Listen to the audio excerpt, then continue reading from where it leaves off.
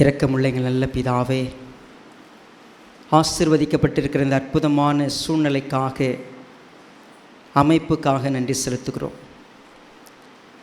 எங்களை அழைத்த தேவனுக்கு நாங்கள் அதிகமாக நன்றி செலுத்துகிறோம்.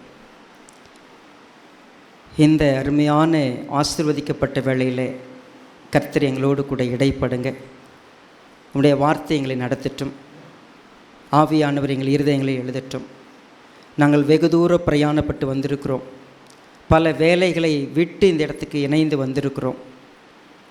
நாங்கள் வந்தது வீணாய் போகாதபடிக்கு இந்த வேலை எங்களை ஆசீர்வாதமாய் நடத்துகிற ஒரு வேலையாக இருக்க எங்களை தாழ்த்துகிறோம்.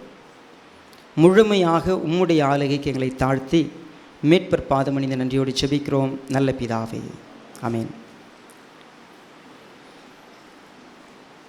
ஒரு அற்புதமான கருப்பொருளை நாம் எடுத்துக்கொண்டு மார்ச் மற்றும் ஏப்ரல் மாதத்திலே தியானித்து வருகிறோம்.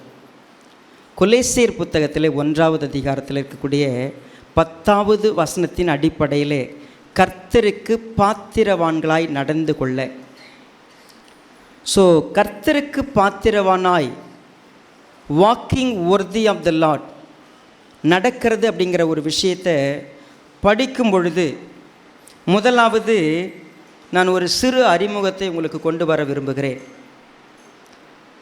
ஒரு விசுவாசி என்கிற ஒரு நபர் அவருடைய விசுவாசத்திலே வளருவது, நம்பிக்கையில் வளருவது, அவர் கனி கொடுக்கிறவராய் மாறுவது, அவர் கர்த்தரை அறிகிற அறிவிலே வளருவது, இவை எல்லாவற்றையும் நாம் படிக்கும் பொழுது மிக முக்கியமான ஒரு தேவை இருக்கிறது. கர்த்தருக்கு பாத்திரவானாய் அவர் நடக்கணும் அப்படின்னு சொன்னால், ஒரு இம்பார்ட்டன்ட் ப்ரேயரை பவுல் அப்போஸ்தலன் தன் விசுவாசிகளுக்காக கர்த்தரிடத்தில் ஏறெடுக்கிறார். அது என்ன ப்ரேயர்? கொலேசியர் 1வது அதிகாரத்தில் 10வது வசனத்தையும் 11வது வசனத்தையும் உங்களுக்காக நான் வாசிக்கிறேன். சகலவித நற்கிரிகளுமாகிய கனிகளை தந்து தேவனை அறிகிற அறிவிலே விருத்தி அடைந்து கர்த்தருக்கு பிரியமுண்டாக அவருக்கு பாத்திரராய் நடந்து கொள்ளவும், சந்தோஷத்தோடே கூடிய எல்லா பொறுமையும் நீடிய சாந்தமும் உண்டாவதற்கு மகிமையான அவருடைய வல்லமையின்படி எல்லா வல்லமையாலும் பலப்படுத்தப்படவும் உங்களுக்காக வேண்டுதல் செய்கிறோம். பவுல் ஒரு ஜெபம் பண்ணுறாரு தன்னுடைய விசுவாசிகளுக்காக. இங்கே இன்றைக்கு கூடி வந்திருக்கக்கூடிய சிறு பிள்ளைகள், வாலிபர்கள், பெரியவர்கள் எல்லோருக்காக நான் ஒரு விண்ணப்பத்தை ஏறெடுப்பேன் என்று சொன்னால் அது என்ன விண்ணப்பமாக இருக்கும்? ஜஸ்ட் ஐ வில் பாரோ, நான் கடன் வாங்கி கொள்ள விரும்புகிறேன் பவுல்கிட்டருந்து. என்னது அது? இங்கு வந்திருக்கிற எல்லா விசுவாசிகளும் தேவனுடைய மகிமையான அவருடைய வல்லமையின்படி எல்லா வல்லமையாலும் பலப்படுத்தப்பட வேண்டும். வேதாகமத்தில் நம்ம வாசிக்கிறோம், ஸ்திரீயானவள் பலவீன பாண்டமாயிருக்கிறபடியால் அப்படின்னு ஒரு வார்த்தையை வாசிப்போம். அன்றியும் நாம் பலனற்றவர்களாய் இருக்கும் பொழுதே, 2 பதங்களை கவனித்து பார்த்தா, we are weak and weaker. Superlative degree என்ன? Weak, weaker. என்னங்க இங்கிலீஷ்லாம் மறந்துட்டீங்களா? அதுக்குள்ளேயோ கம்பேரிட்டிவ் டிகிரி தான் weaker, superlative degree weakest. English டீச்சருங்க நிறைய பேர் இருக்கிறீங்க, இங்கிலீஷ் படித்தவங்க இருக்கிறீங்க. Weak, weaker, weakest. பெண்ணை சொல்லும் பொழுது ஆணை விட பெண் வீக்கர் வெசல்னு சொல்லப்படுகிறது. அதனால் ஆண் ஸ்ட்ராங் வெசல் கிடையாது, இஸ் வீக். என்ன வேதம் சொல்ல, நம்ம பலன் அற்றவர்கள், பலன் கிடையாது நமக்கு எல்லாவற்றையும் செய்வதற்கு. நம்முடைய வாழ்க்கையில் நம்ம பலவீனமானவங்க என்றதை ஒத்துக்கணும். Some people they think I am so strong, நான் ரொம்ப பலசாலி, நான் ரொம்ப திறமைசாலி, என்னால் இதை செய்ய முடியும், என்னால் முடியாதது என்ன, நான் யார், எனக்கு என்ன, எல்லாம் இதுதான் நம்ம மைண்ட் செட்டில் இருக்கும். பட் டுடே ஒரு விஷயத்தை நம்ம அட்மிட் பண்ணிக்கலாம், கன்ஃபஸ் பண்ணலாம், we are weak. நம்ம அதை ஒத்துக்கிட்டா, இந்த பிகினிங் நம்ம ஆரம்பத்திலேயே நான் ஒரு பலவீனமானவன் என்பதை ஹானஸ்டாக அப்ரைசல் பண்ணி எக்ஸாமின் பண்ணி நான் ரொம்ப பலவீனமானவன்றதை ஒத்துக்கொண்டோம்னு சொன்னால், today God want to speak to us. நம்மகிட்ட பேச விரும்புகிறார். என்ன பேச விரும்புகிறார் அப்படின்னா, எல்லா வல்லமையாலும் நாம் பலப்படுத்தப்பட முடியும். பலப்படுத்துவது என்பது தேவனுடைய மிகப்பெரிய கொடை, ஆசீர்வாதம். அவர் நம்மை பலப்படுத்த விரும்புகிறார். ஆனால் அந்த பலன் நம்மிடத்தில் இல்லை என்பதை நாம் ஒத்துக்கொள்ளணும். ஃபஸ்ட்டு பவுல் அப்போஸ்தலன் நம்ம எல்லாரையும் கூட்டு வச்சு ஒரு விஷயத்தை நமக்காக ப்ரேயர் பண்ணுவார்னு கேட்டால், என்னங்க நீங்கள் எனக்காக ப்ரேயர் பண்ணுவீங்கன்னு கேட்டால், கடவுள் உனக்கு வீடு கொடுக்கட்டும், உனக்கு குழந்தை கொடுக்கட்டும், உனக்கு ப்ரமோஷன் கொடுக்கட்டும், உனக்கு நிறைய சொத்துக்களை கொடுக்கட்டும், அதெல்லாம் முக்கியம் இல்லை. ஒரு மனிதனுக்கு எது தேவைன்னு கேட்டால், இந்த உலகத்தில் தேவனுடைய பலன் நமக்கு தேவை. ஏன் தேவை? தேவனுடைய பலன் ஒரு மனிதனிடத்தில் இருந்தால் he can have a successful life. நம்ம ஒரு சக்ஸஸ்ஃபுல்லான லைஃப் இருக்கணும் அப்படின்னு சொன்னால் நமக்கு எது தேவைன்னு கேட்டால் தேவனுடைய வல்லமை. சரி, இப்போ நான் உங்கள் முன்னாடி நீங்கள் நிற்கிறேன். ஜஸ்ட் ஒரு 20 years பேக், 20 வருஷத்துக்கு முன்னாடி நான் உங்களை போல புரியாத ஒரு மனிதன், அறியாத ஒரு மனிதன், சிம்பிளாக சொல்ல போனால் பலன்னா என்னன்றதை புரிஞ்சிக்காத ஒரு நபர், என்னுடைய பலத்தின்படி நான் ஓடிக்கொண்டிருந்த ஒரு நபர், எனக்கு எது சாத்தியமோ அதை செய்யக்கூடிய ஒரு நபர்.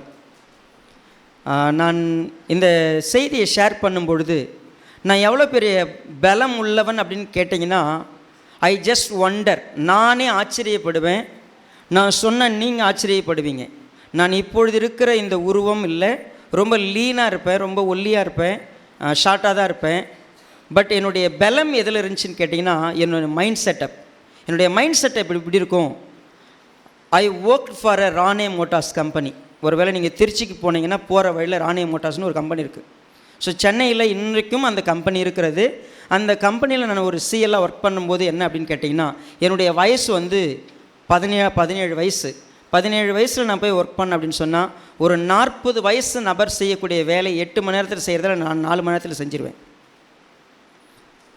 எவ்வளோ ஃபாஸ்ட்டாக செய்ய முடியும், எவ்வளோ ஸ்ட்ரென்த்தாக செய்ய முடியும், ஐ வில் டூ இட். இன்னும் சொல்கிறேன், ஒரு நாளைக்கு 1.5 டன் விறகு நான் ஒரு ஆளாக பிளந்துருவேன். பயங்கர ஸ்ட்ராங்காக நான் ஃபீல் பண்ணேன்.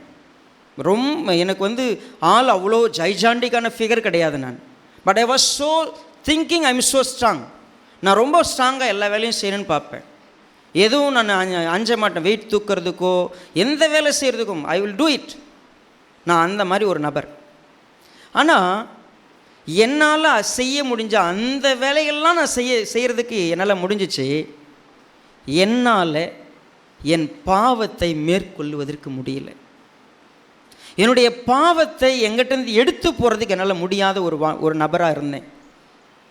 என்னிடத்தில் உள்ள சேர்ந்து கொண்டிருந்த அழுக்குகளை எடுக்கிறதுக்கு எனக்கு முடியல. ஐ ஒர்க் வெரி ஹார்ட், ரொம்ப ஸ்ட்ராங்காக வேலை செய்வேன். பட் என்னிடத்தில் ஒரு விஷயத்தை சொல்லி நீ இப்படி இருக்கணும்னு சொன்னால் என்னால் அப்படி செய்ய முடியாது. என்னுடைய கேரக்டர், என்னுடைய தன்மை, ஒரு சில விஷயங்கள் என்னை ரொம்ப அதிகமாக பாதிக்கும். ஒரு சில விஷயங்களை நான் ரொம்ப சோர்ந்து போவேன், மனசளவில் சோர்ந்து போயிடுவேன், தனியாக போய் உட்காந்து அழுவேன். என் லைஃப் இப்படி இருந்துச்சு. I think somebody has prayed for me. எனக்காக யாரோ ஜெபம் பண்ணியிருக்கிறாங்க.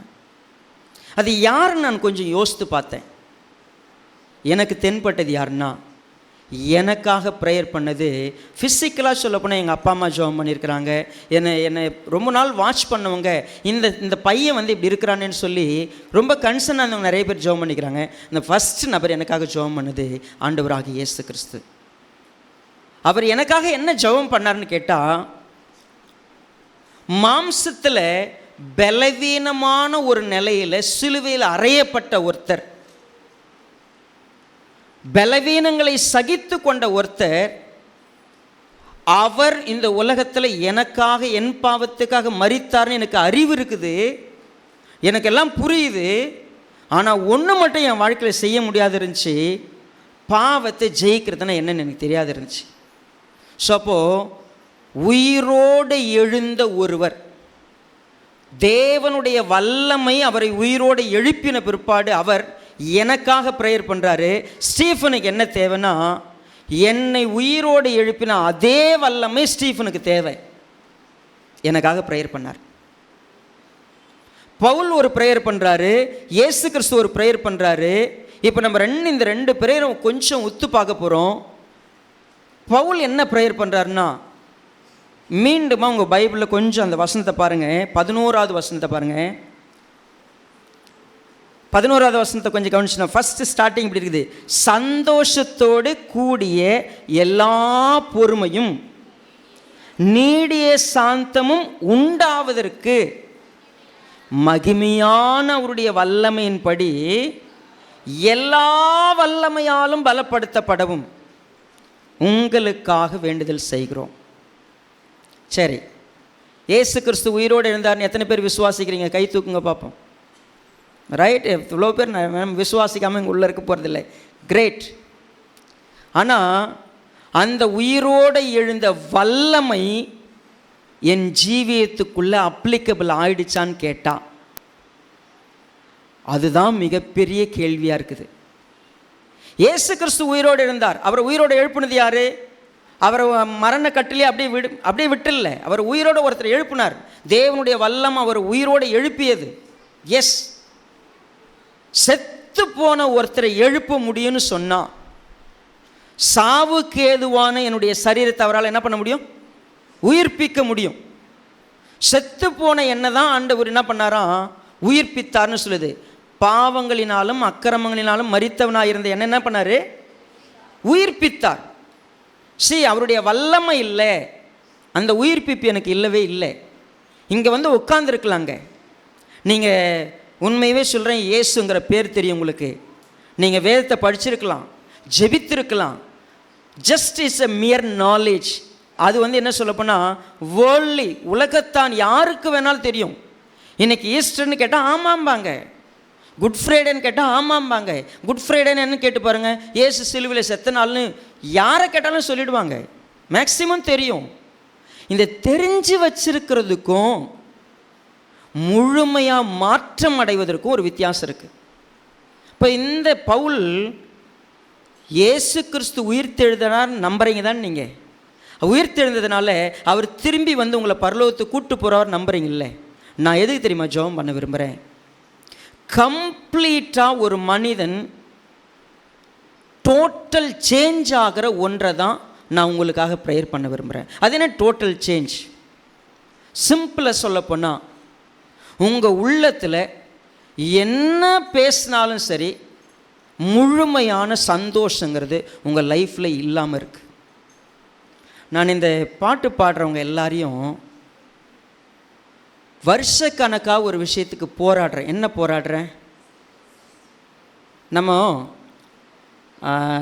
நானும் பெத்தனி சர்ச்சுக்கு போனேன் அப்படின்னா, எல்லாருமே ஃபோட்டோவுக்கு நின்ன உடனே ஸ்மைல் ப்ளீஸ் அப்படின்னு யாருமே என்ன பண்ணுறதில்ல, அங்கே சொல்கிறதில்ல. ஏன்? அவங்க ஸ்மைலாக தான் இருப்பாங்க. அவங்கள போய் என்ன பண்ண முடியாது, சிரிக்கலவங்களை பார்த்து நீங்கள் சிரிங்க அப்படின்னு சொல்லி நம்மளை தான் என்ன பண்ணுறாங்க. இந்த 1985 ஒரு வேளை 80 ஃபோட்டோ எடுக்கிறதுக்கு போய் நின்னோம்னா அப்படி தான் நிற்க ஆரம்பித்தோம். எனக்கு ஒரு ஃபோட்டோ இருக்குது, என் ஃபோட்டோ. நான் 6வது படிக்கிறப்போ அந்த முதல் ஃபோட்டோ, அது ஏதோ சொன்னாங்க ₹3 அந்த ஃபோட்டோ. சரிங்க, அந்த ஃபோட்டோ எங்கள் வீட்டில் மாட்டியிருக்கு. அப்படி பார்த்துருக்குறேன். சரியா, அதை எப்படி பார்க்கணுன்னு நமக்கு தெரியாது. சரியா, கண்ணு நல்லா ரெண்டும் வெளியே வர மாதிரி பார்த்து நான் அப்படி பார்த்துருக்குறேன். எனக்கு சிரிக்கணும்லாம் தெரியாது, நல்லா முறைச்சி அப்படி உத்து பார்த்துருக்குறேன். சிரிக்க நம்மளை ஸ்மைல் ப்ளீஸ்ன்னு சொல்லி பாடும்போது சிரிங்க அந்த அந்த அந்த ஒரு சிரிங்கன்னு சொன்ன மாத்திரத்தில் எவ்வளோ வேகமாக பேக் டு நம்முடைய ஒரிஜினாலிட்டிக்கு வருவோமோ என்ன பண்ணுறோம், வந்துடுவோம். இப்போ நான் சொல்லியிருக்கேன், எத்தனை பேர் என்ன முறைச்சிங்கிறீங்க தெரியுங்களா? இவ்வளோ காமெடியாக தான் நம்ம பேசிகிட்டு இருக்கிறாங்க. நீ பேசியா அந்த முகத்தில் அவ்வளோ ஒரு கோபம், கடுப்பு. நம்ம அப்படி தானே இருக்கிறோம். வாழ்க்கையில் நமக்கு சந்தோஷமே வரல. ஏன் வரல தெரியுமா? நம்மை சுற்றி தினமும் ஆயிரக்கணக்கான லட்சக்கணக்கான பிரச்சனை. நமக்கு சிரிக்க முடியாத அளவுக்கு நம்முடைய சந்தோஷத்தை தொலைத்து போகிற அளவுக்கு உபத்திரவங்களும் போராட்டங்களும் பிரச்சனைகளும் சூழ்ந்திருக்கிறது. நம்ம சிரிக்கணும்னு நினச்சா கூட சிரிக்க முடியல, சந்தோஷமாக இருக்குன்னா முடியல. நம்ம சந்தோஷம் எல்லாம் தொலைந்து போயிருக்கிறது, தொலைச்சிட்டோம். ஏன் தொலைச்சிருக்கிறோம், நம்ம சந்தோஷம் ஏன் போயிருக்கு அப்படின்னு கேட்டால், we have a valid reason to say.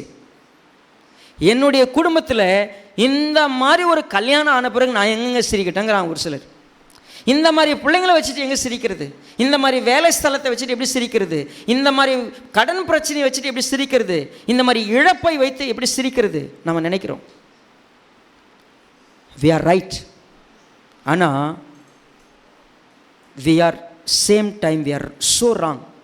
இயேசு கிறிஸ்து உயிரோடு எழுந்த பிற்பாடு, எனக்கு ஜீவனுள்ள நம்பிக்கை வந்த பிற்பாடு, நான் சந்தோஷம் உள்ளவனாய் மாறுவதற்கு, சந்தோஷம் உள்ளவனாகவே இருப்பதற்கு எனக்கு ஒரு வழி தெரிஞ்சிருக்கணும். என்னென்னா, எல்லா பிரச்சனையும் இருக்குது, எல்லா போராட்டமும் இருக்குது, உண்மைதான், அதை மறுக்கவே இல்லை.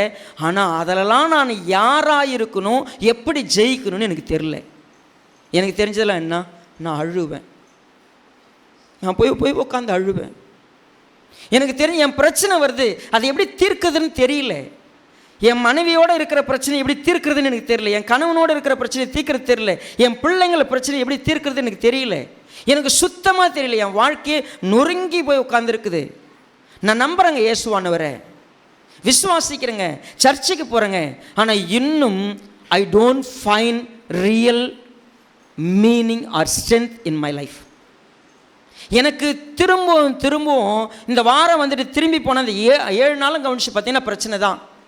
இங்கே வந்தால் கொஞ்சம் நிம்மதியாக தெரியுது, வசனத்தை கேட்கும்போது நல்லா இருக்குது, ஆனால் திரும்பி போய் என் லைஃப் அப்படி தான் இருக்குது. ஒருவேளை நீங்கள் அப்படிப்பட்ட நபரா, ப்ளீஸ் லிசன். தேவன் சொல்கிறாரு, நீங்கள் எல்லா சந்தோஷமும் உங்களுக்கு உண்டு, சமாதானம் உண்டு.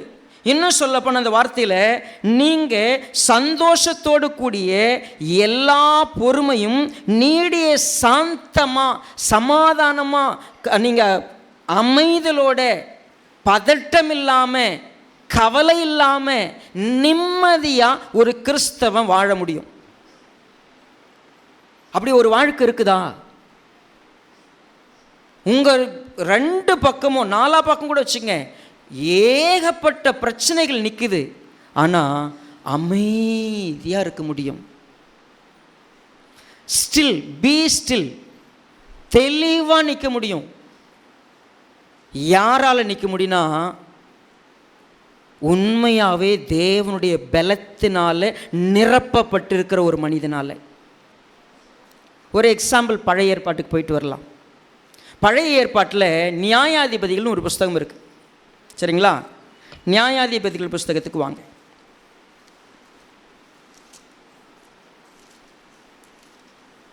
ஆறாவது அதிகாரம்.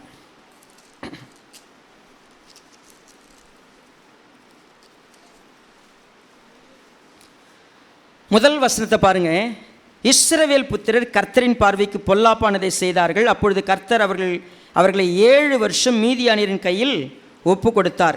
மீதியானியரின் கை இஸ்ரவேல் மேல் பலத்து கொண்டபடியால் இஸ்ரவேல் புத்திரர் மீதியாரின் நிமித்தம் தங்களுக்கு மலைகளில் உள்ள கெபிகளையும் குகைகளையும் அரணான ஸ்தலங்களையும் அடைக்கலமாக்கி கொண்டார்கள். சரி, நீங்கள் இந்த ஸ்டோரி தெரிஞ்சிருக்கணும், தெரியாதவங்களுக்கு நான் சொல்லிடுறேன். ஒரு தேசம், அந்த தேசம் செழிப்பான தேசம். கோதுமெல்லாம் அறுத்தாங்கன்னா 1 வருஷம் அறுக்கிறதே 7 வருஷத்துக்கு பத்தும். அந்த அளவுக்கு வளமான தேசம். அவங்க சரியில்லாததுனால தேவன் வேறொரு தேசம் வந்து அவங்கள கொள்ளையிடும்படியா, அவங்கள அடக்கி வைக்கும்படியாக வந்தாங்க. மக்கள் என்ன செய்வாங்க தெரியுங்களா? சொந்த வீட்டை விட்டுட்டு குகைகளிலும் மலைகளிலும் போய் வெடிப்புகளிலும் போய் ஒளிஞ்சிப்பாங்க. அவங்க பயிரிட முடியாது. பயிரிட்டு விளைச்சல் வந்துச்சுன்னா ஒருத்தராலையும் காப்பாற்ற முடியாது. ஏன்னா வந்து அவங்கள ஆள போகிறவங்க எப்படிப்பட்டவங்களா இருப்பாங்கன்னா, 4 மடங்கு பலத்தோடு வருவாங்க, வந்து அவங்கள ஆட்சி செஞ்சுக்கிட்டு இருப்பாங்க. இதில் ஒரே ஒரு மனுஷன் அந்த தேசத்தில், நம்ம சொல்ல போனால் ஒரு மிஞ்சி போனால் ஒரு 1/4 ஏக்கர் இருக்கும். அந்த இடத்துல கொஞ்சம் போட்டு கோதுமையை போட்டு அறுவடைக்கு தயாராகிடுச்சு. ஒரே ஒரு ஆளாக அதை அறுவடை செய்து அது களத்தில் போட்டு அடித்து அதனுடைய பயிரை சேமிக்கிறதுக்கு வேலை செய்கிறதுக்கு போகிறான்.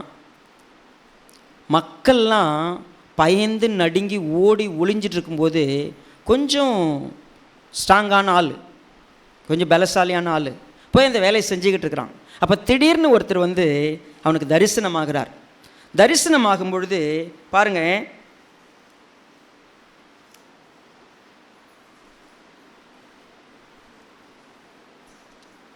இங்கே 11வது வசனம், கர்த்தருடைய தூதனானவர் வந்து அபியேசரின் யோவாசின் ஊரானாகிய ஓப்ராவில் இருக்கும் ஒரு கர்வாலி மரத்தின் கீழ் உட்கார்ந்தார். அப்பொழுது அவனுடைய குமாரன் கிதியோன் கோதுமையை மீதியாரின் கைக்கு தப்புவிக்கத்தக்கதாக ஆலைக்கு சமயமாக இதை போரடித்தான். கர்த்தருடைய தூதனானவர் அவனுக்கு தரிசனமாகி, பராக்கிரமசாலியே, கர்த்தர் உன்னோடு இருக்கிறார் என்றார். நான் இதை படிக்கிறப்போ, சின்ன வயசுலாம் படிக்கிறப்போ நான் கிதியோனை என்ன நினச்சிட்டேன் அப்படின்னா, பயங்கர பலசாலியாக இருந்திருப்பான் போலகுது, அதனால தான் வந்து அவன் இந்த மாதிரி தைரியமாக செஞ்சுருக்கிறான் அப்படின்னு சொல்லி நான் யோசித்தேன். ஆனால் பின்னாளில் தான் எனக்கு கர்த்தர் ஒரு காரியத்தை புரிய வச்சார். என்ன புரிய வச்சார் அப்படின்னா, கிதியோன் அப்படிங்கிற நபர் என்ன சொல்கிறாரு, 13வது வசனத்தை கொஞ்சம் உற்று பாருங்க. கிதியோன் அவரை நோக்கி, என் ஆண்டவனே, கர்த்தர் எங்களோட இருந்தால் இவையெல்லாம் எங்களுக்கு நேரிடுவானேன்? கர்த்தர் எங்களை எகிப்திலிருந்து கொண்டு வரவில்லையா என்று எங்கள் பிதாக்கள் எங்களுக்கு விவரித்து சொன்ன அவருடைய அற்புதங்கள் எல்லாம் எங்கே? இப்பொழுது கர்த்தர் எங்களை கைவிட்டு மீதியானியரின் கையில் எங்களை ஒப்பு கொடுத்தாரே என்றார். அவனுடைய நாலேஜ், தேவன் யாரு, அவர் என்னெல்லாம் செஞ்சாரு, நாங்கள் என்ன பண்ணோம், இப்போ எங்களுக்கு என்ன நடக்குது, தெளிவான ஒரே ஒரு வசனத்திலேயே முழு வரலாற்றையும் சொல்லிட்டான். தேவன் எப்படிப்பட்டவர் தெரியுங்களா? தேவன் எங்கள் கூட இருந்தால் யாராலையும் எங்களை ஒன்றும் செய்ய முடியாது. தேவன் எங்களோட கூட இருக்கும் பட்சத்தில் இந்த மாதிரி பிரச்சனைலாம் இருக்கவே இருக்காது. அப்படியே பிரச்சனை இருந்தாலும் அவர் சரி பண்ணிவிடுவார். இப்போ தேவன் எங்கள் கூட இல்லாததுக்கு காரணம், அவர் எங்களை மீதியானுடைய கையில் ஒப்பு கொடுத்துட்டாரு. காரணம், நாங்கள் சரியில்லை. He had a great understanding. இப்போ அவன் போய் போரடிக்க போகும்போது கூட அவன் மனசுக்குள்ள, ஆண்டவரே நீங்கள் என் கூட இருந்தால் இதை நான் அடிச்சிருவேன். பிரச்சனை இருக்குது, ஆனால் நீங்கள் இருந்தால் நான் இதை செஞ்சிட முடியும். அவன் மனசுக்குள்ளே கர்த்தர் பேரில் ஒரு சிந்தை. ஏன்னா வந்து, எப்பா நீ என்னப்பா போர் அடிக்க வந்துட்டு அப்படின்னு யாரோ கேட்குறாங்க. அவன் யாருன்னெலாம் அவனுக்கு தெரியாது. ஆனால் அந்த நபர்கிட்ட அவன் என்ன சொல்கிறான், வந்த நபர் யாருன்னு அவனுக்கு முழுசாக விவரம்லாம் தெரியாது. அதுக்கப்புறம் தான் கேட்பான், நீங்கள் வந்தது நீங்கள் கர்த்தருடைய தூதனானவர்னு சொன்னால், நான் தெரிஞ்சுக்கணும்னு சொன்னால் எனக்கு அதுக்கெல்லாம் புரிய வைங்கன்னு. அதுக்கப்புறம் ஸ்டோரி வேறு மாதிரி போகுது. ஆனால் இப்போது வந்து கேட்குறவங்ககிட்ட, என்னடா போர் அடிக்க போயிட்ட போல இருக்குது, நீ பழைய பலசாலி தான் போல இருக்குது அப்படின்னு சொன்ன மாத்திரத்தில் அவன் சிந்தையில் என்ன தெரியுமா இருந்துச்சு, கர்த்தர் எங்கள் கூட இருந்தால் எவ்வளவு பெரிய பிரச்சனையும் நாங்கள் என்ன பண்ணியிருக்க முடியும், இந்த பிரச்சனையே இருந்திருக்காது, பிரச்சனைலாம் சந்திக்க முடியும். அதுதான் அவனுடைய பலம். நீங்கள் பழைய ஏற்பாட்டை நிறைய முறை படிச்சிருப்பீங்க. இந்த இந்த புஸ்தகத்தை படிக்கிற பொழுதெல்லாம், தேவன் கொடுத்த வார்த்தையை நம்ம கவனிக்கிற பொழுதெல்லாம் நம்ம ஒரு விஷயத்தை புரிஞ்சுக்கணும். கர்த்தர் என் கூட இருந்தா இந்த உலகத்தில் எந்த பிரச்சனையும் ஒன்றும் என்ன செய்யாது. நம்ம அப்படியே மனப்பாடமாக சொல்லுவோம், உன் பக்கத்தில் 1000 பேரும் உன் வலது பக்கத்தில் 10000 பேரும் விழுந்தாலும். சின்ன வயசில் மனப்பாடம் பண்ணிட்டு தானே. என்னைக்காவது அது அப்ளிகபிள் ஆச்சா? ஐயோ அப்படின்னு உடனே ஒரு சின்ன பிரச்சனை வந்துடக்கூடாதே, நான் நடுங்கிறேன்ல, அப்படியே பதறேன்ல. I don't have a strong dynamic faith.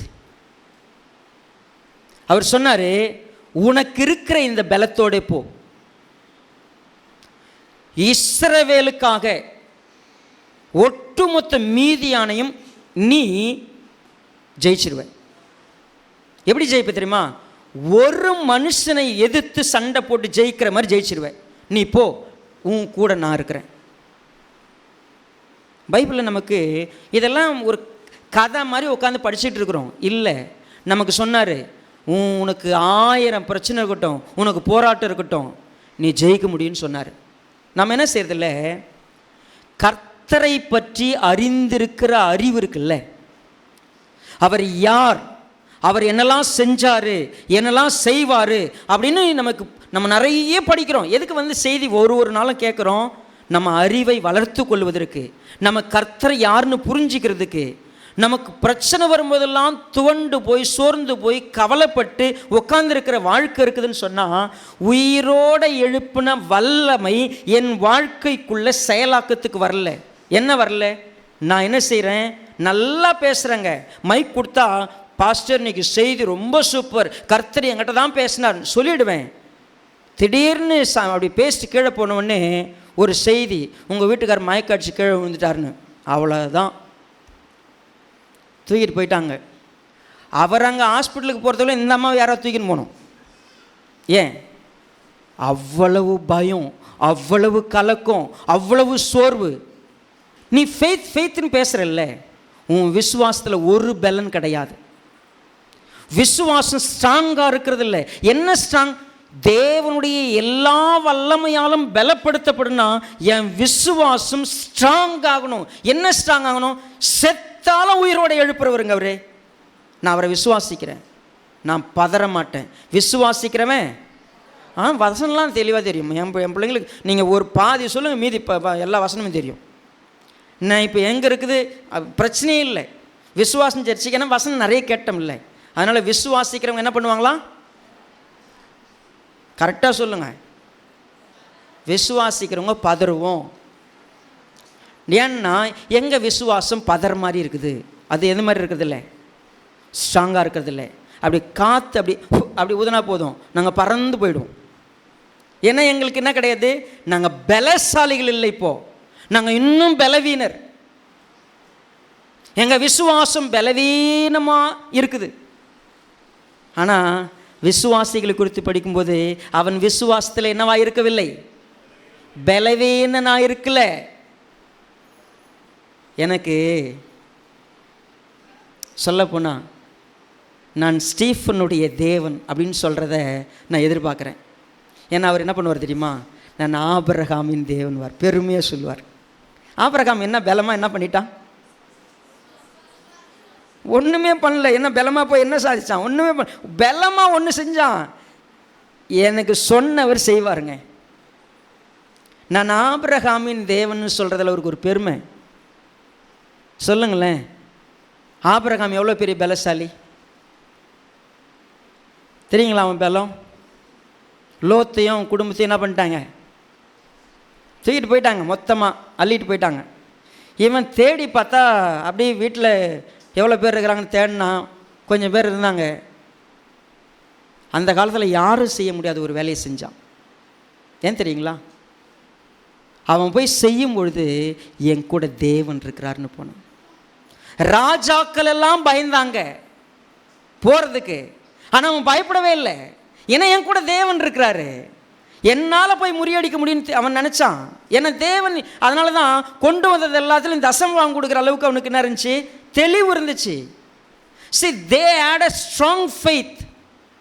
அதனால தான் இன்னைக்கு நம்ம கூட்டு உட்கார வச்சு உயிரோடு எழுந்தாருன்னு சொல்கிறல்ல, ஏன் உன்னை உயிரோடவே எழுப்பவே இல்லை இன்னும்? உன் விசுவாசத்தில் ஒரு பலம் இல்லை. அந்த விசுவாசத்துக்கு பலம் இல்லாததுனால நீ அடுத்த ஸ்டெப்பே நீ எடுத்து வைக்கல. என்ன பண்ணல? நீ உன் விசுவாசத்துக்கே போராடிக்கிட்டு இருக்கிற. உன் விசுவாசத்துக்கு ஒரு சின்ன தேர்வு கொடுத்தா ஃபெயில் ஆகி வீட்டில் உட்காந்துருவேன். உனக்கு ஒரு சின்ன பிரச்சனை கொடுத்தா போதும், நீ அடுத்த ஸ்டெப்பே எடுத்து வைக்க மாட்ட. நீ இவ்வளோ நாள் வந்துட்டு இருக்கல சபைக்கு, நீ நல்லா ஸ்ட்ராங்காக என்ன பண்ண தெரியுமா, இனிமே ஐ எம் ஸோ கமிட்டட், நான் இனிமேல் கர்த்தரை இப்படி நம்புவேன், கர்த்தருக்காக இப்படி செய்வேன், கர்த்தருக்காக இப்படி வாழ முடிவு எடுத்துகிட்டு போன மாத்திரத்தில் உனக்கு ஒரு பிரச்சனை கொடுத்தா நீ அடுத்த நிமிஷமே நீ சொன்ன கமிட்மெண்ட்லாம் விட்டு உன் பிரச்சனையினால் சோர்ந்து போய் எங்கேயாவது உட்காந்துருவேன். நீ ஆரம்பித்த இடத்துல போய் உட்காந்துருவேன்.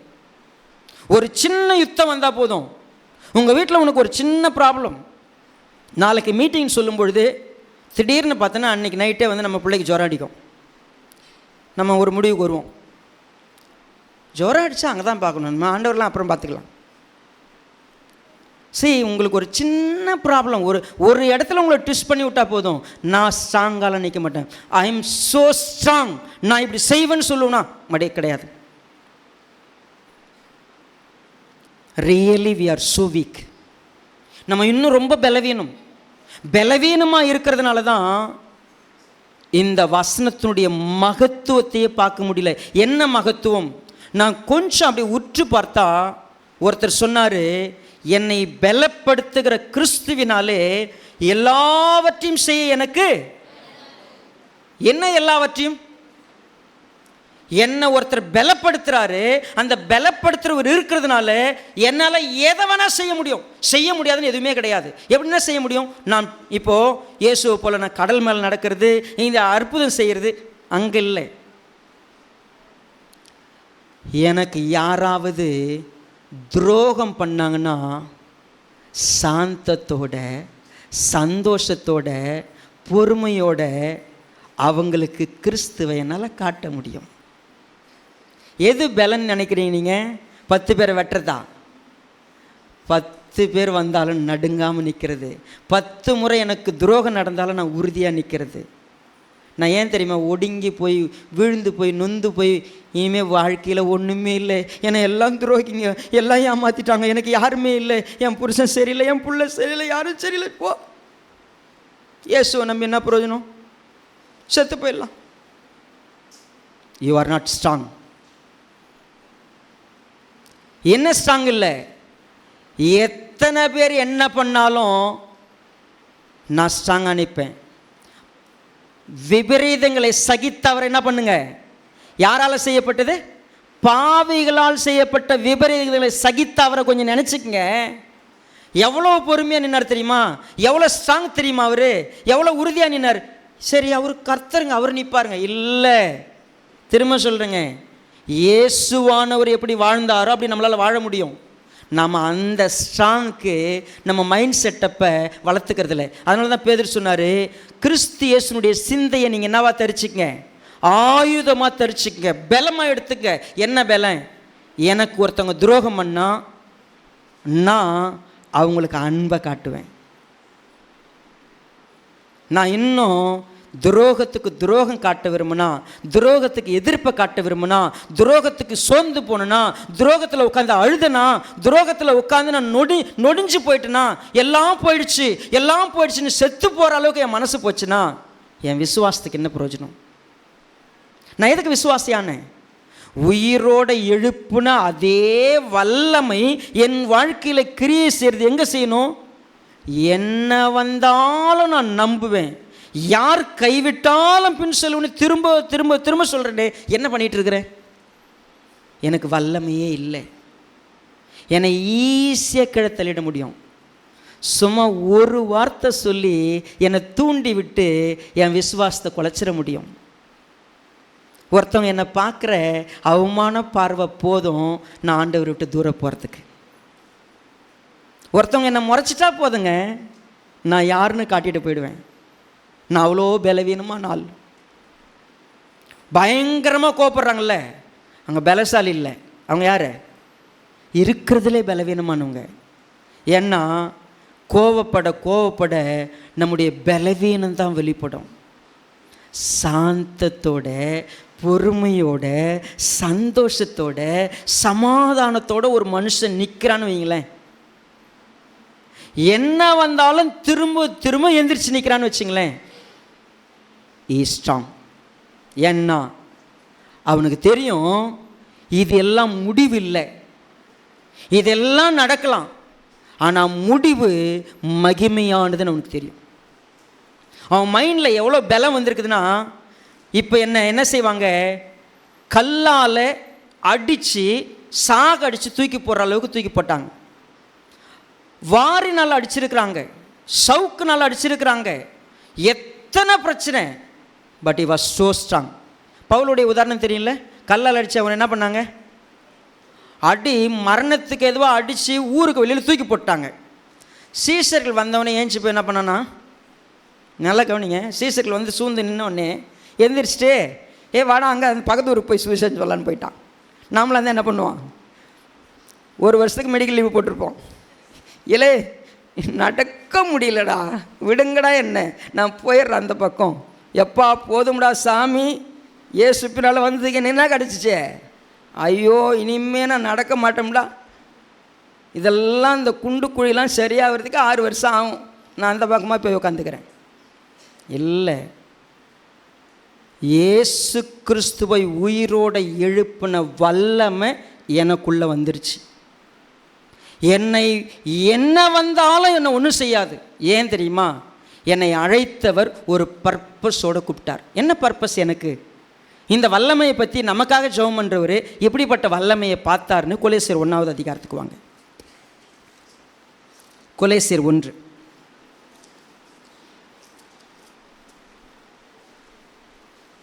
பாருங்க, இங்கே பவுல் ஒரு விஷயத்தை சொல்கிறார். 20வது வசனத்தில் பாருங்க, சிலுவையில் சிந்தின இரத்தத்தினாலே சமாதானத்தை உண்டாக்கி பூலோகத்தில் உள்ளவைகள் பரலோகத்தில் உள்ளவைகள் யாவையும் அவர் மூலமாய் தமக்கு ஒப்புரவாக்கி கொள்ள அவருக்கு பிரியமாயிற்று. அந்நியர், சத்துரு, இவங்க எல்லாரையும் குற்றமற்றவங்களா பரிசுத்தவான்களா மாற்றுறதுக்காக. ஹலோ, எனக்கு கூட ஃபாலோ பண்ணுறீங்களா, இருக்கிறீங்களா? இயேசு கிறிஸ்து மூலமாக சத்துரு, துரோகி எல்லாரையும் யார் கூட சேர்த்து வைக்கணும், பிதா கூட சேர்த்து வைக்கணும். அதுக்கு இயேசு கிறிஸ்து ரத்தம் சிந்திட்டார். கவனிங்க, இப்போது இயேசு கிறிஸ்து ரத்தம் சிந்தினார் பிதா கூட சேர்த்து வைக்கிறதுக்கு, துரோகி சத்துருலாம்.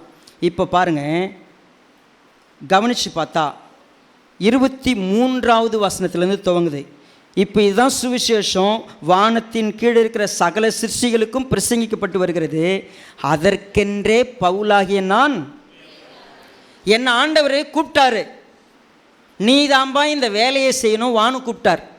எதுக்கு? இந்த சத்துருவாக இருக்கிறவன், துரோகியாக இருக்கிறவன், சரியில்லாத இருக்கிறவன் எல்லாரையும் யார் கூட கொண்டாந்து சேர்க்கணும்? அதுக்கு ஒருத்தர் உயிர் கொடுத்துட்டாரு.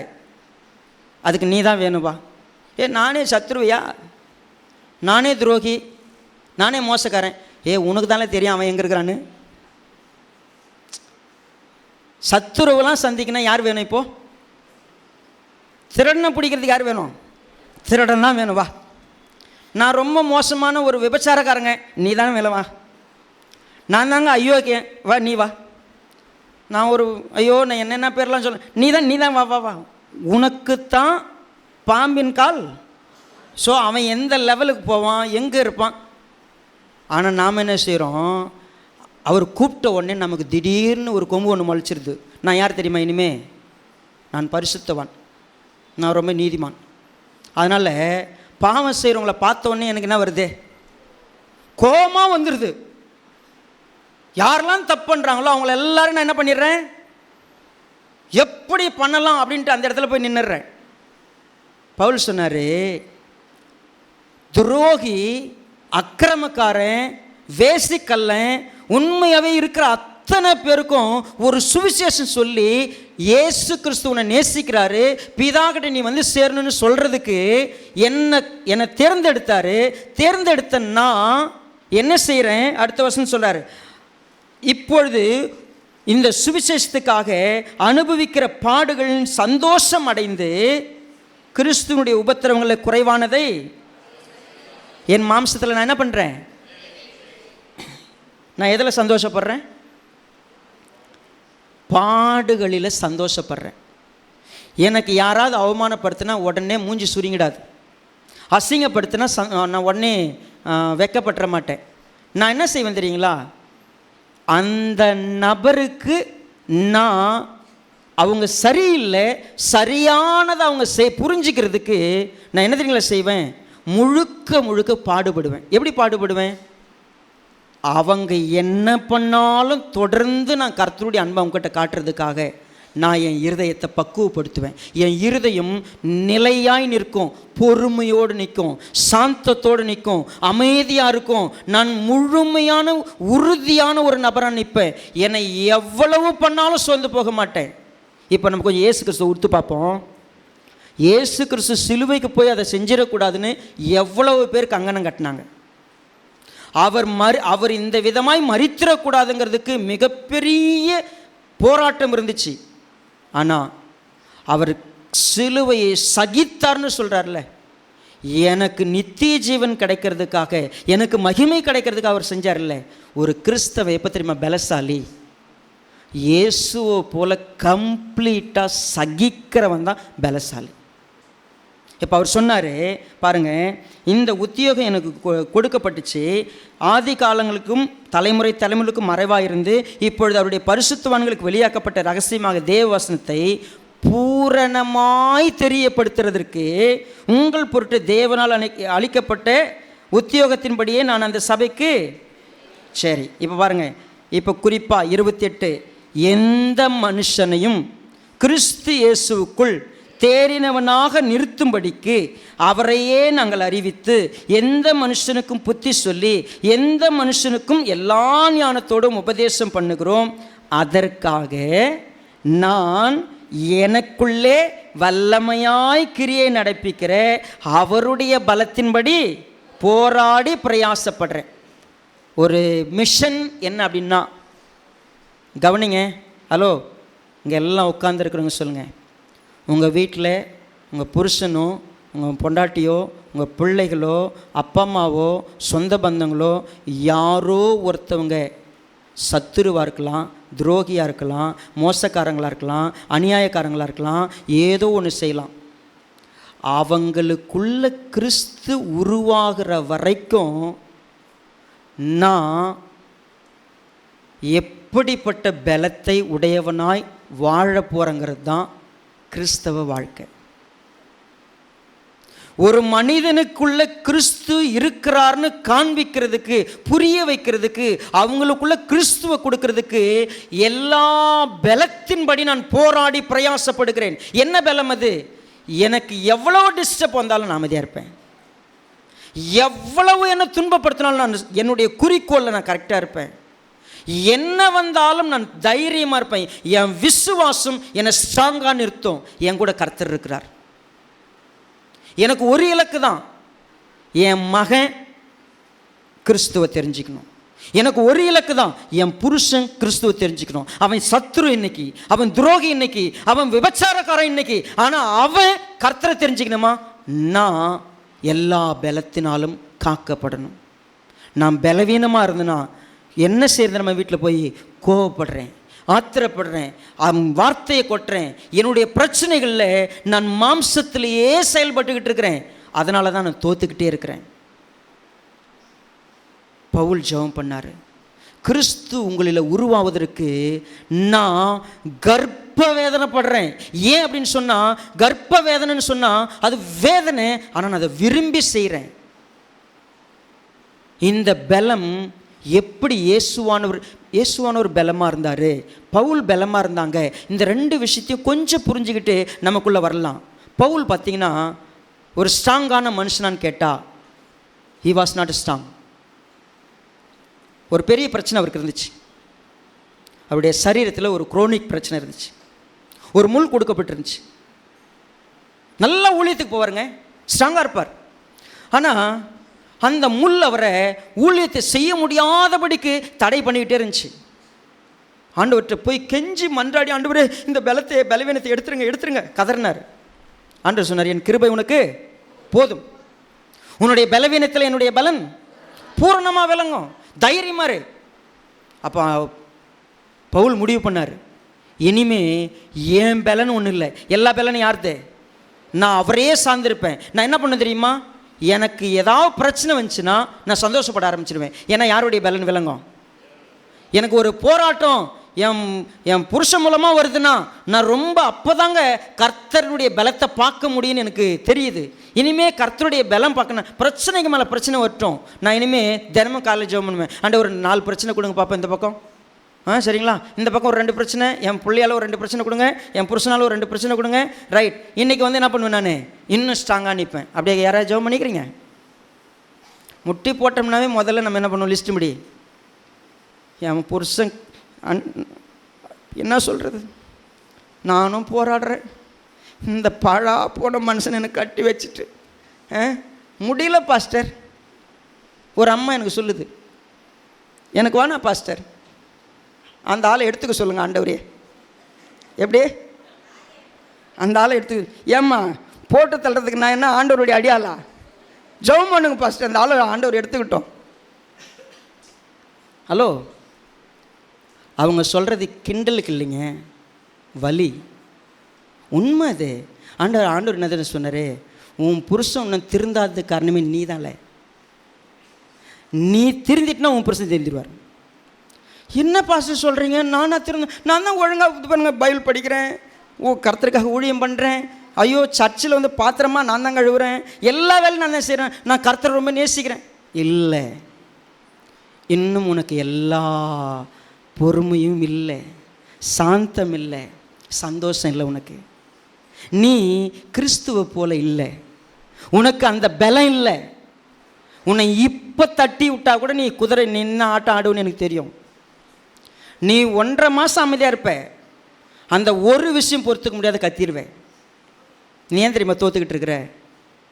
தேவன் உனக்குள்ள பலமாக இருக்கிறார், நீ காமிக்கல. நீ பலவீனமாக செயல்பட்டு தோத்துக்கிட்டு இருக்கிற. தேவன் உன்னை தான் நேசிக்கிறார். யாருக்காவது முள் கொடுக்கப்பட்டுக்குதுன்னு நினச்சா கர்த்தர் உங்களை நேசிக்கிறார்னு தெரிஞ்சுக்கங்க. உங்கள் வீட்டில் யாரோ ஒருத்தர் முள்ளு மாதிரி இருக்கிறாங்களா, நீங்கள் அவங்கள பற்றி கவலைப்படாதீங்க. தேவனுடைய கவலை நீங்கள் தான். ஏன்னா உங்களை தான் தேவன் நேசிக்கிறார். உங்களை உருவாக்குறதுக்கு தேவன் அவளை முள்ளு மாதிரி வச்சுருக்கிறார். நாம் தான் அந்த முள்ளை எடுத்துருங்கன்னு சொல்லி கேட்குறோம். ஆண்டவர் சொல்லிட்டாரு, அதை மட்டும் கேட்காத. என் புருஷனை போட்டு தள்ளி என்ன பண்ணாத, கேட்டுறாத. என் பொண்டாட்டி வேணா ஆண்டவரே புதுசாக போய் நான் ஒரு கல்யாணம் பண்ணிக்கிறேன்னு நினச்சிங்கன்னா அது 2 மடங்கு 7 மடங்காக திரும்பி வந்திருக்கும். நீ நினச்சிருப்ப. இது நிறைய பேர் எப்படி ஃபீல் பண்ணுறாங்கன்னா, இந்த மனைவி கடுகடுன்னு பேசுகிறா, சரியில்லை, மோசம், எப்போ பாரு திட்டுறா, அந்த பொண்ணை பாரு ரொம்ப அமைதியாகுதுன்னு. அக்கறையில் பார்க்கும்போது பச்சையாக தான் தெரியும். நீ கிட்ட போய் பாரு, இதை விட 7 மடங்கு பிசாசு அது. தெரியாது உனக்கு. நிறைய பேர் நினச்சிக்கிறோம், எனக்கு வாட்சித்தான் இப்படி வாச்சிருச்சு, இன்னும் அங்கே பாரு, அந்த வீட்டிலாம் புருஷன் இருக்கிறான், அவங்கெல்லாம் அப்படி இருக்கிறாங்க, அங்கே போனால் தான் தெரியும். தயவு செய்து கற்பனைலாம் பண்ணாதீங்க. உங்களுக்கு தேவன் கொடுத்தது உங்களை ஆசீர்வச்சிருக்கிறார். அது கருப்பாக இருந்தாலும், சிவப்பாக இருந்தாலும், உயரமாக இருந்தாலும், ஒல்லியாக இருந்தாலும், குண்டாக இருந்தாலும் உங்களுக்கு கொடுத்தது தான் சரி. ஏன் தெரியுமா? உனக்கு எந்த முள் ஃபிட் ஆகுன்னு கரெக்டாக என்ன பண்ணிக்கிறாரு, கொடுத்துருக்கிறார். எதுக்கு? உன்னை பலசாலியாக மாற்றுறதுக்கு. தயவுசெய்து போய் அப்ளிகேஷன், நிறைய பேர் பார்த்தீங்கன்னா இப்போ வயசான காலத்தில் போய் மேட்ரிமோனியல் சர்ச் பண்ணிக்கிறாங்க. எதுக்குடான்னு பார்த்தா, அட்லீஸ்ட் இப்போ என்ன பண்ணலாம், எதுலையா செட் பண்ணி பார்த்துக்குவோம். ஏஐயில் செட் பண்ணி பார்க்குறாங்க. இப்போது என் பொண்டாட்டி எப்படி இருந்தால் இப்படி நல்லா இருந்திருக்கும் அப்படின்னு. தயவுசெய்து இல்லைங்க, நம்ம ரொம்ப முட்டாள்தனமான ஒரு உலகத்தில் இருக்கிறோம். தேவன் ஒரு பெரிய திட்டம் போட்டிருக்கிறார். நம்ம வாழ்க்கையில் நம்மை ஒழுங்கான ஒரு குணாதிசயத்துக்குள்ளே கொண்டு வர்றதுக்கு தேவன் அற்புதமாக செஞ்சிருக்கிறார். நம்முடைய குணம் இயேசு கிறிஸ்துவை போல மாறுவதற்கு நம்மை சுற்றிலும் முட்களை வைத்திருக்கிறார். நம்ம புரிஞ்சுக்கணும். நம்ம ஒரு அழகிய ரோஜாவாக மாறுறதுக்கு நிறைய முள் இருக்குது. நம்மளை சேஃப்டியாக நம்மளை உருவாக்குறதுக்கு நாம தான் அதுவும் கூட யுத்தம் பண்ணிகிட்டு இருக்கிறோம். யுத்தம் அங்கே இல்லை. ஒருவேளை உங்கள் வீட்டில் யாரோ ஒருத்தவங்க அப்படி இருக்கிறாங்களா, மாற்றா இருக்கிறாங்களா, தேங்க் காட், கர்த்தருக்கு நன்றி சொல்லிவிட்டு, ஆண்டவரே நான் எல்லா வல்லமையாலும் பலப்படுத்தப்பட நான் இன்னைக்குலேருந்து முட்டி போடுறேன். எப்படி நீங்கள் ஜெயிச்சிங்க? பிரதான ஆசாரியராக இருக்கிறது ஈஸி கிடையாது, தெரியுங்களா? இயேசுவானவர் நமக்கு என்னவா இருக்கிறாரா? பிரதான ஆசாரியர். என்ன தெரியுங்களா? எல்லாரும் பண்ணுற தப்பையும் என்ன பண்ணிக்கணும், ஒருத்தரை ஏற்றுக்கிட்டு பரிந்து சொல்லணும். இப்போ சொல்லுங்கள், என்னை வந்து ரெக்கமெண்ட் பண்ண சொன்னால் நல்லவங்களுக்கு ரெக்கமெண்ட் பண்ணுவோம். மொல்ல மாறிக்கு முடிச்சவங்க ரெக்கமெண்ட் பண்ண சொன்னால் நம்ம என்ன பண்ணுவோம்? பண்ண மாட்டோம்ல. இயேசுவானவர் எப்படி தெரியுமா பண்ணாராம்? இது வரைக்கும் நீங்கள் வாசிக்கலாம், இந்த வசனத்தை வாசித்து பாருங்கள். எபிரேயருக்கு எழுதின நிருபம் 7வது அதிகாரம். எபிரேயர் 7.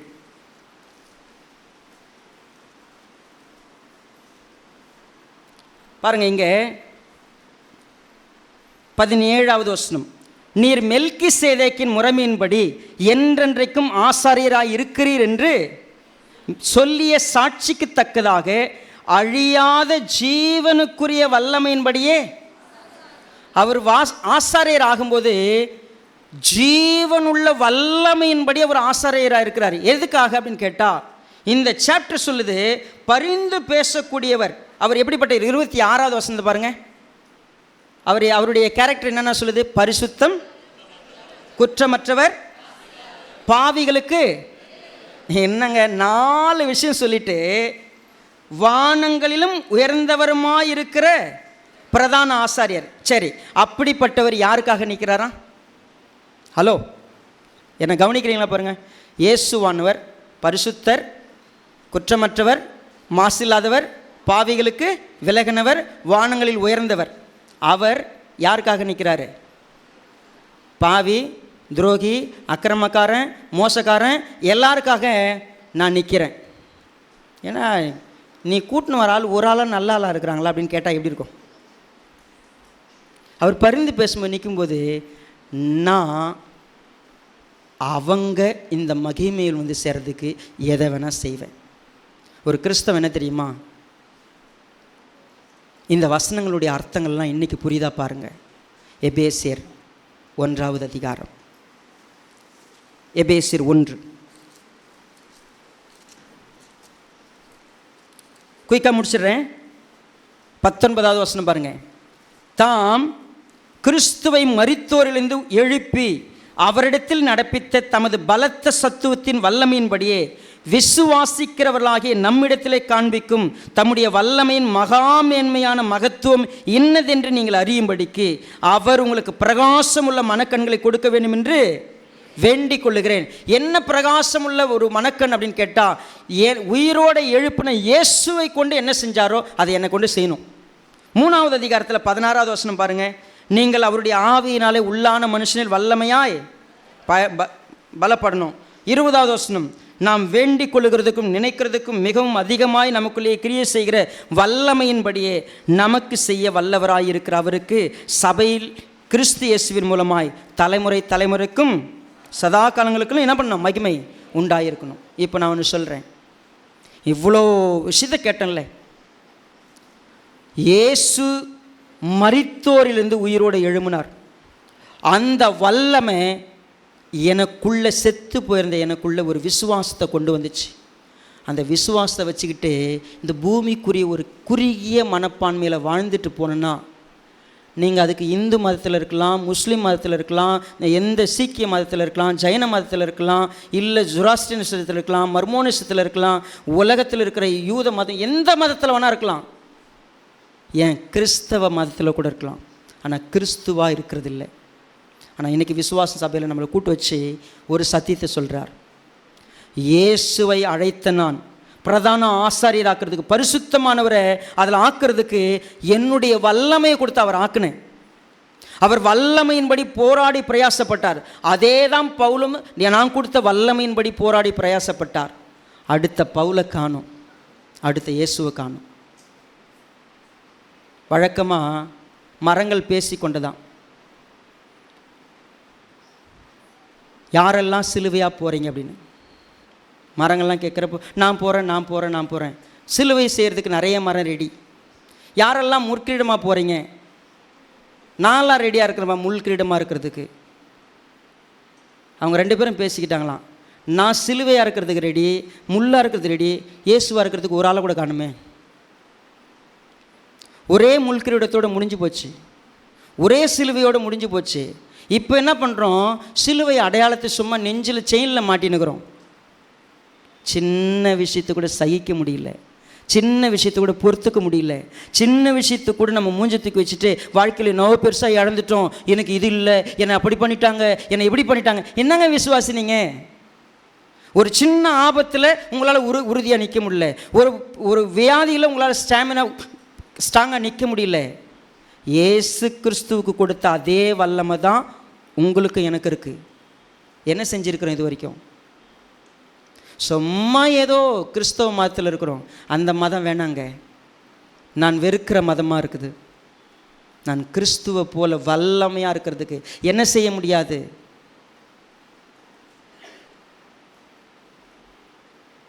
நான் கவனித்து பார்த்தேன், 60 வயசு நெருங்கிட்டு இருக்குது, 50 கிலோ வெங்காயம் மூட்டை ஒண்டியாக தூக்குறாங்கன்னா அதை விட 10 வயசு கம்மியாகிற நான் தூக்க முடியாதா? தூக்குவேன்.